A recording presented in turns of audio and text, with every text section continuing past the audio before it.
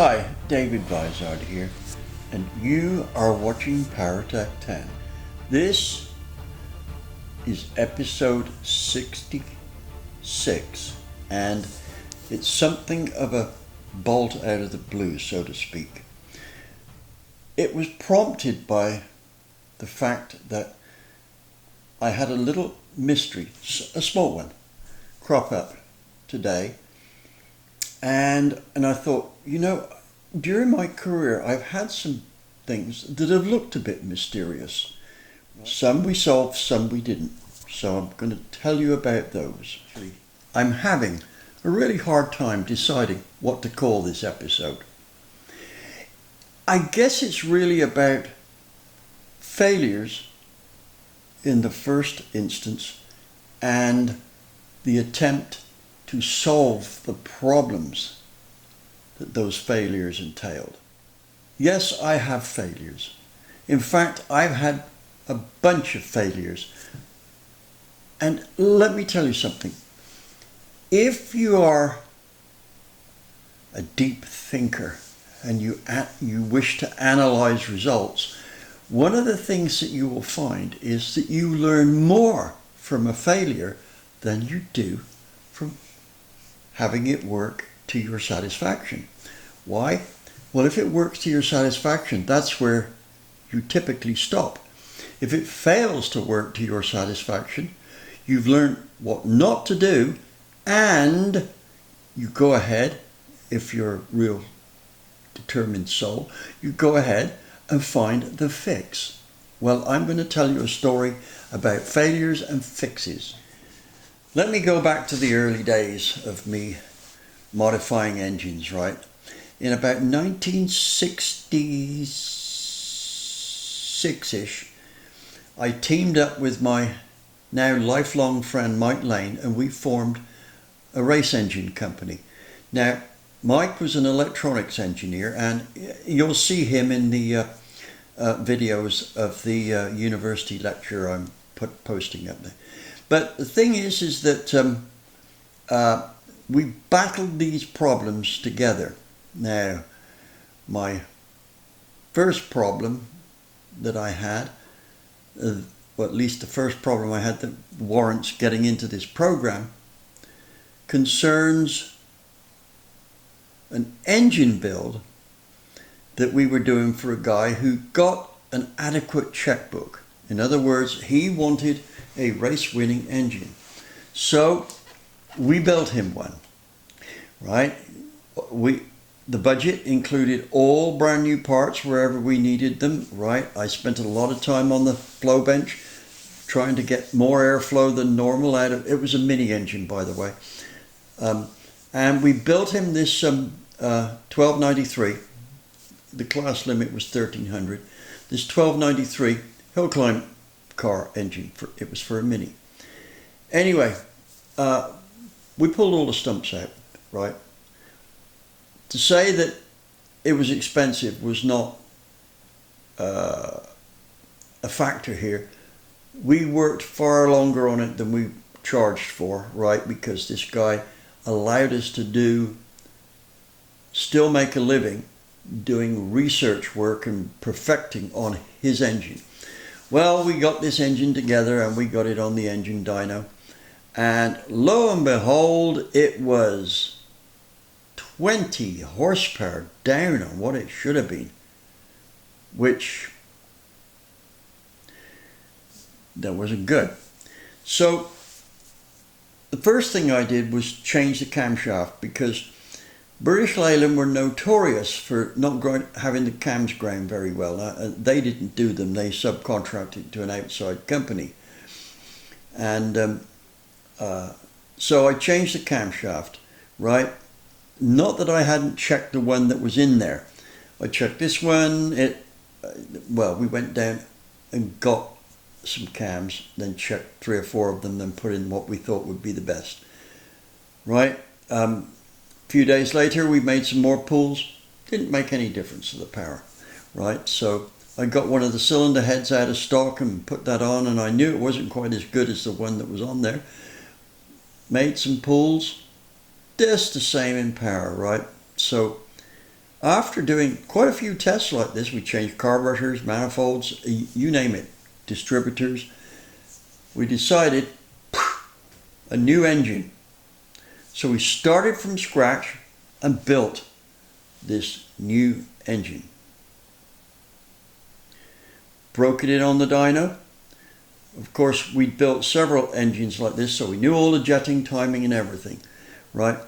The first pull, it made the requisite horsepower. And although we messed with it for several hours more, we only sucked about 3 horsepower more out of it, right? Sold him the engine, and he would have won the championship, except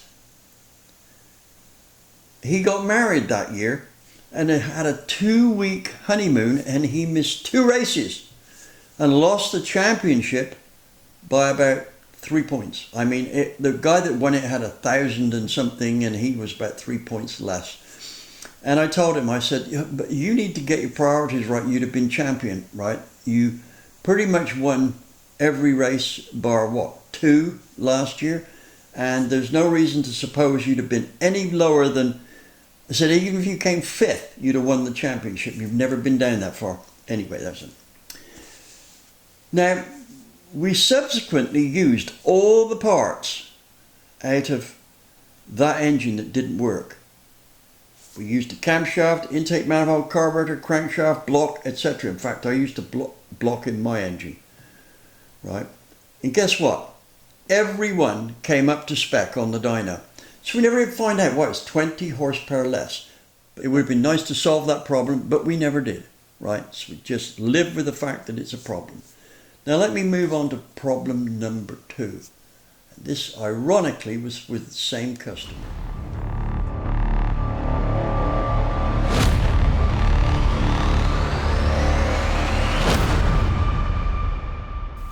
This is the way it goes for the next season for our erstwhile 1300 Mini driver, who nearly won the championship. Next year he's very eager to sweep the board. So he asks Mike and I what we can do for an ultimate engine. Could we do a supercharged engine?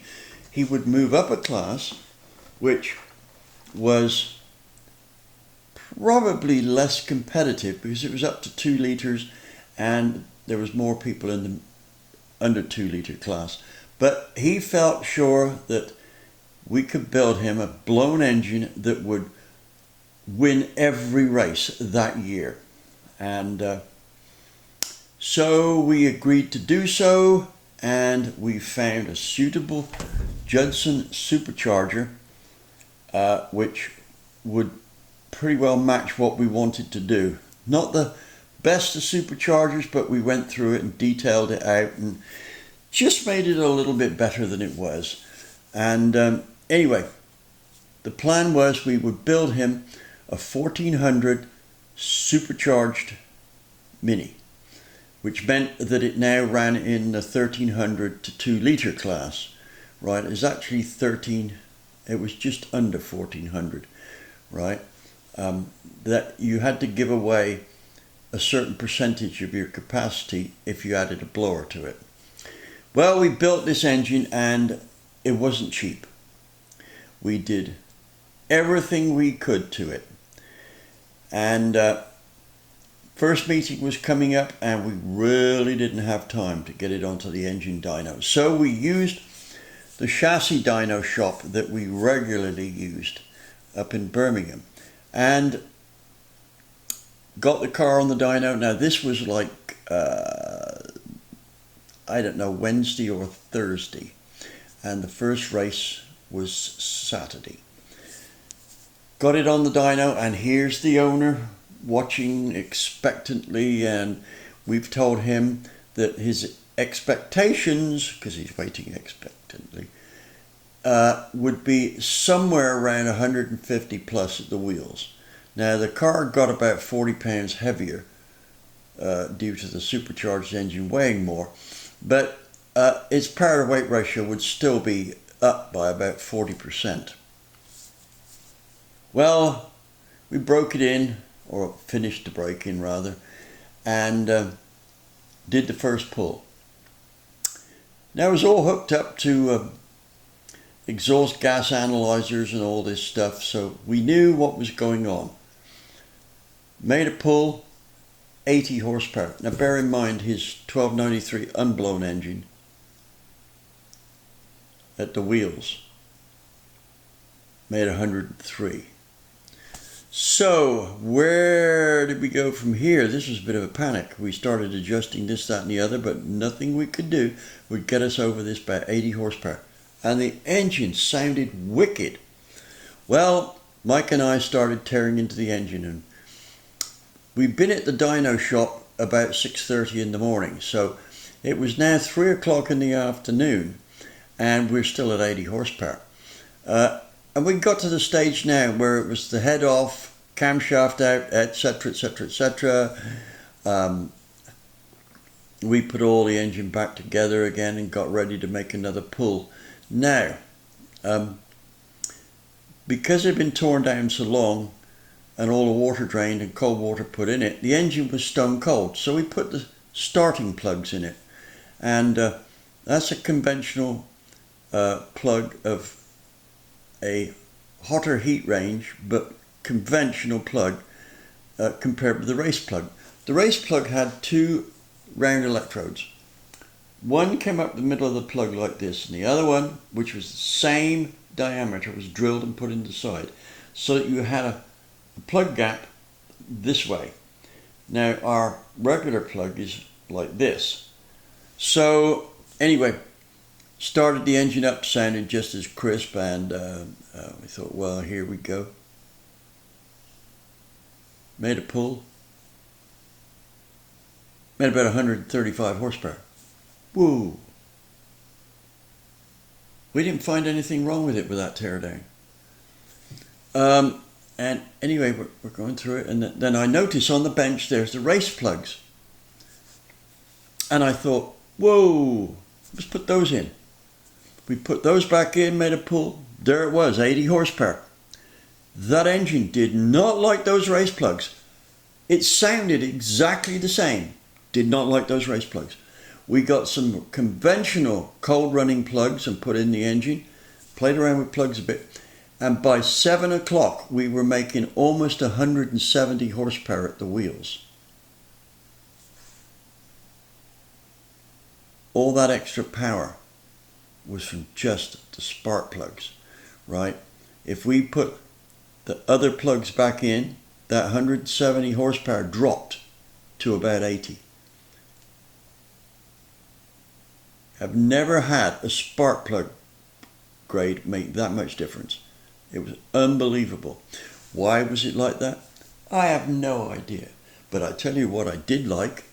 He cleaned up the championship next year. Absolutely no problem.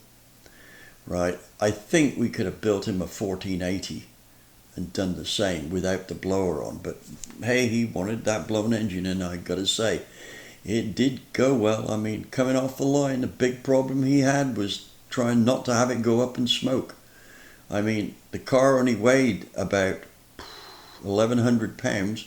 So with 170 horsepower at the wheels, it was like a Mustang with 3 times that power. That's 300, 370. It was like a Mustang with 520 rear wheel horsepower. So I'm sure that will put it in perspective for you V8 owners. Okay, on to the next subject. That is carburation or fuel injection and mixture quality. Now then, after a lot of research on this over the years, it appears to me, and this is a calculation rather than a materially measured finding, that typically, on average, you need to have about 15% of the mixture at the intake port vaporized. That doesn't mean micro-atomized, it means vaporized or as good as. Now, when a fuel droplet gets below about 5 microns, or thereabouts, it's as good as vaporized, right? The surface area on the droplet versus the volume is so high that it absorbs heat so fast that it almost instantly vaporizes. Now, when I say almost instantly, you realize it doesn't have much time in an engine to vaporize. Right, so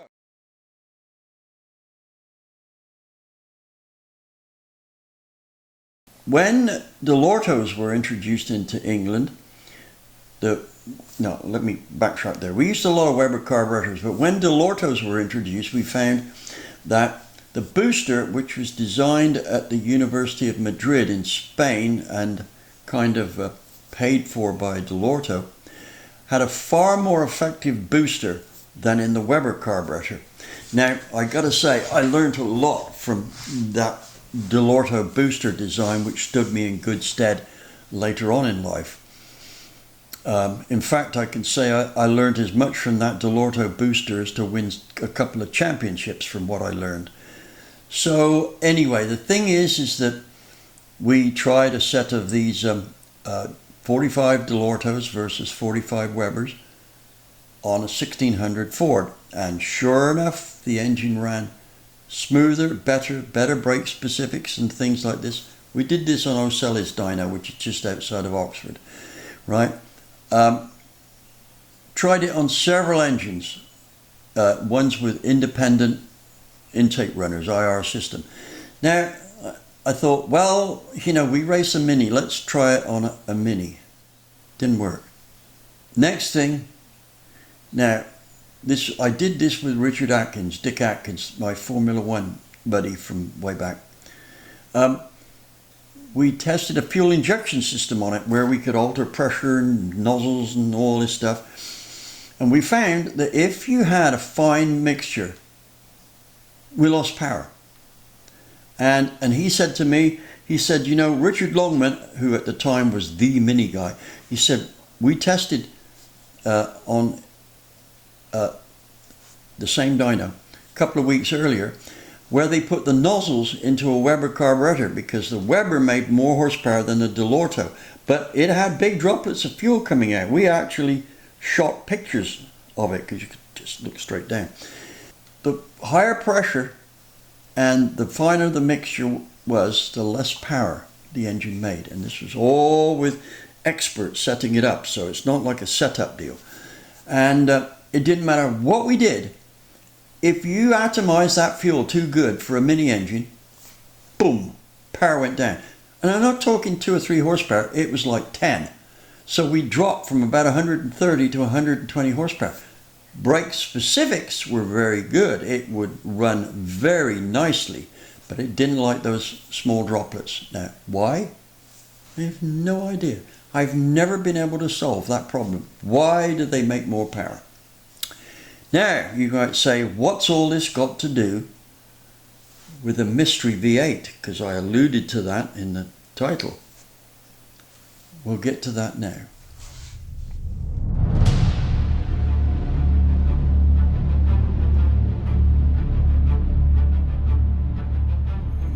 Okay, we're now at the point of looking into this mystery V8. Should actually say the V8 mystery, right? And it concerns carburation. Let's go back to 2012, right? That was the year that BLP did the Great Carburetor Shootout.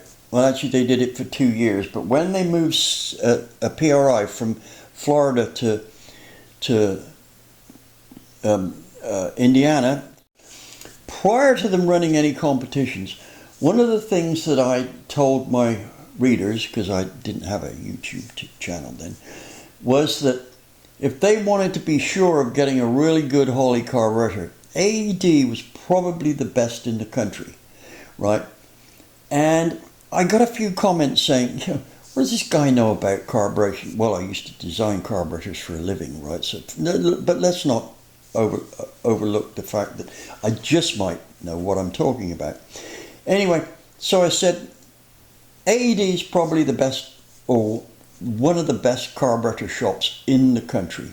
Now that doesn't, I don't want to degrade the others because there are some fine carburetor shops in the US, right? I would have to say that if we were going to look at the carburation skills of your typical carburetor specialist here compared with the rest of the world, USA has got it. Number,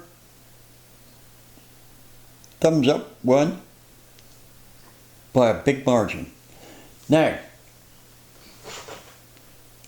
what happened?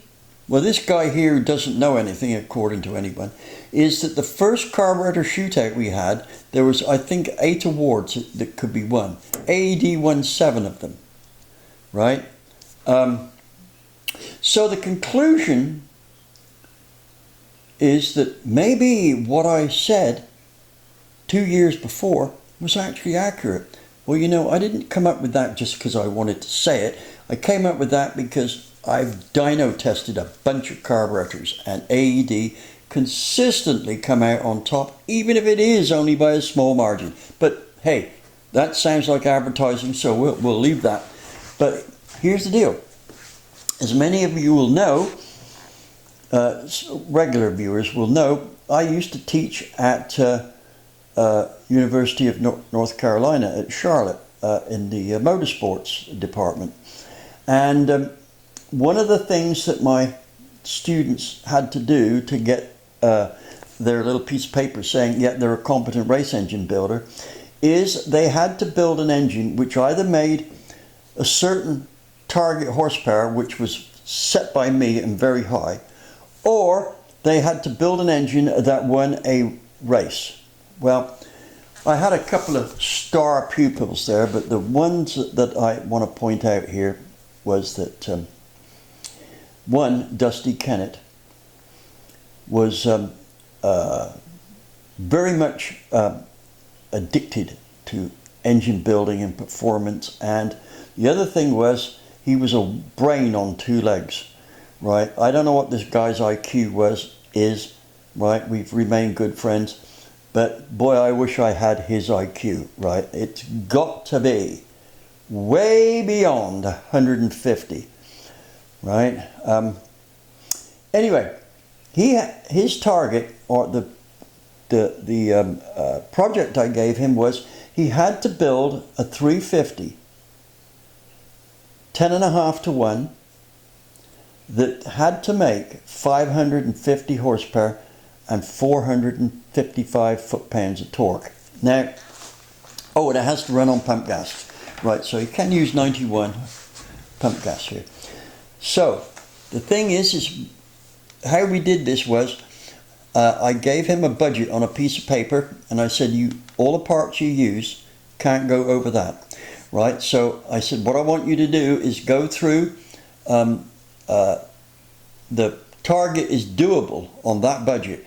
Go through all the parts that you need, right? And be as specific as possible, and I will arrange getting them. So he did, and he built this 350, total seal rings, icon pistons, stock crank, which he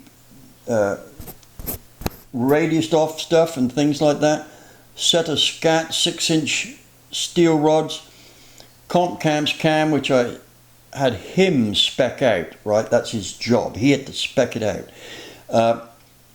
An EQ, a set of EQ heads, iron heads, which he ported, and I actually posted on the forum that I'm on, which is Speed Talk, the flow figures, and I had several head porters say, no way you can get this, right? Well, sorry guys, but he did, and the dyno proved it, right? Or the dyno supported it. It didn't prove it, but it supported the flow figures.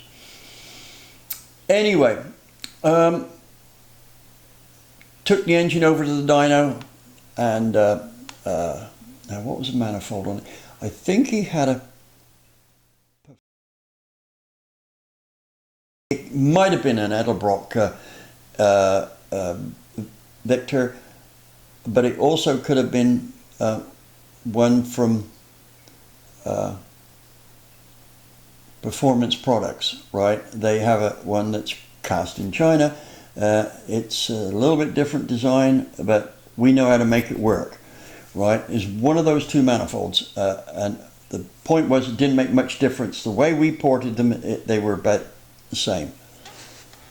On that, it had an 850 AED carburetor. So anyway, we took it over to the dyno. The company is now closed down, but the guy was a cup car engine builder, a very successful one at that, right? I mean, the number of wins he's had in the upper echelons of NASCAR racing is, you'd need a toilet roll to write it down. So anyway, we marched into the dyno cell, and on the way in, I remember he asked Dusty, how much power do you expect it to make? And he says 550. I've got to make 550. Now, he just told this guy what the spec of the engine was, and he turned and looked at Dusty. He said, you'll be lucky to make 500. Well, you know, I kind of knew it was going to go over 500, but I didn't say anything. Dusty looked a bit apprehensive. Anyway, we got the engine on the dyno, broke it in, and the first pull we did was just shy of 530 horsepower. This guy was amazed. He says, wow, that's a build. Thing was, he had to make 550. Well, after tweaking ignition and things like this, and our cup car guy had some really good moves for fine tuning, and we finally saw 553 horsepower and 470 foot-pounds from this 350. And I remember this guy saying, that is incredible. Anyway, the thing was, I'd got from AED a 1050 Dominator, right? And the reason I had this is I wanted to, it was intended for a big block, but I wanted to see how well it would work on a smaller engine. Well, I don't normally build 454 big blocks, right? I think the smallest I ever build is usually a 496. Yeah, because it's cheap to do and they work so much better. Not just proportionally better, but even more than that. So we decided to put on this 1050 Dominator, and one of the things that AED was good at was getting the Dominator to run over a wider RPM range. So we put the carburetor on and made some pulls and jetting changes, and every time we made a pull and a jetting change, it got better.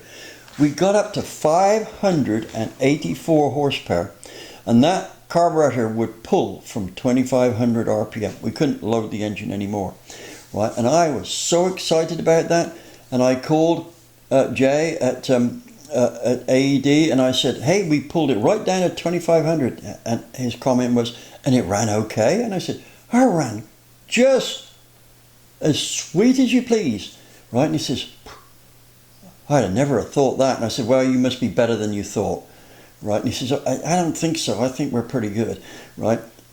So anyway, I said, well, we'll just test it on another engine. But for what it's worth, we made 585 horsepower, 91 octane fuel, 10.5 to 1 compression, etc., etc.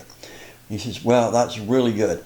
Anyway, so we put the 850 back on, and the engine went in a race car. I can't remember exactly where, right? But a few weeks later, my cup car guy said, hey, I've got another 350 on the dyno. You want to test that AED carburetor again? I'd like to see if it can repeat. So we put the carburetor on, and it did exactly as Jay said. It didn't work. Under 4,500 RPM, it backfired, and all the things a too big a carburetor will do. Peak power, fine, right? But it wasn't really that much better than the 950 that came off it. Great carburetors, as Holly 950s. So, tested on a few more engines. We never got that same result again. Now, why was it? I've even put it on engines that are very similar spec. Guys, a 1050 Dominator on a 350 cubic inch engine of about 550 horsepower otherwise, is a very difficult thing to get to work. I've got to work once out of maybe 10 attempts, right? So that's the mystery. Why did it work on that one engine? Okay, folks, that brings us to the end of the line on this edition of PowerTech 10. Before we go though, please don't forget to hit the subscribe button, the like button, the share button, really the share button, and the notify deal. Last of all, hit the thanks button and donate one day's coffee and donut money to St. Jude's. The kids need that $5 more than you need that 350 calories. Thank you for watching.